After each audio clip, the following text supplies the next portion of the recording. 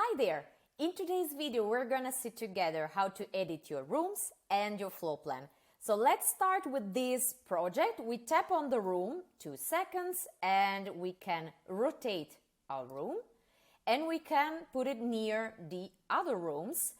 As you can see here, you will have these green signs helping you position in the room. It will be oriented using the walls in this case. Otherwise, let's take the garage, for example. We rotate it also a bit. We can also orient it like this with the walls, or if we put it, let's say here, like this, you will see these little dots.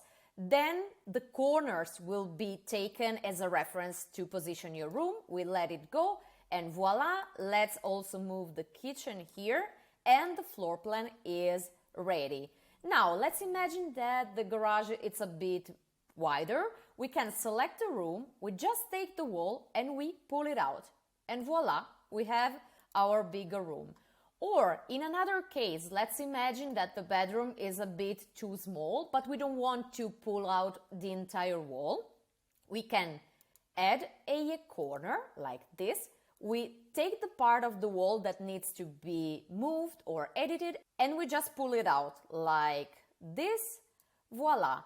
And if you're on site and you want to be 100% precise, you can also tap on the little blue number here on the side and connect a Bluetooth laser meter to have 100% accuracy in your measurement, or you can also type the measurement manually. For example, I know that this wall is 2 meters.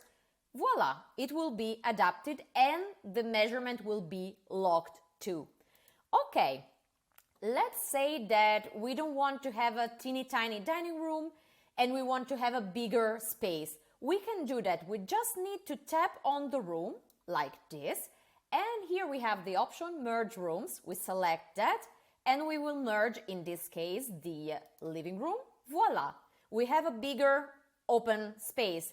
And if we're not happy with this description, with this dining room as a name, we can go in the informations and we can rename our room, right? So we will call it living and dining room. We tap on done, we can close the info and voila, the name displayed is the one that we want. And let's say that we don't want to have this wall here. We can also delete that. We enter the kitchen, we select the wall, and we delete it. Voila! And we can leave it like this, so the kitchen is still separate from the living and dining room. But let's go ahead and let's imagine that we want to add something in our bathroom. It's too big, so we want to add like a separate. We can tap on this wall and add a wall here like this.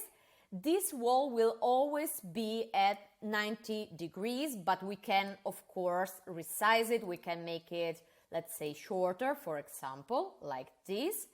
If you need a wall with a different angle or which is positioned a bit differently, you may go on Insert, Object and use the partition wall.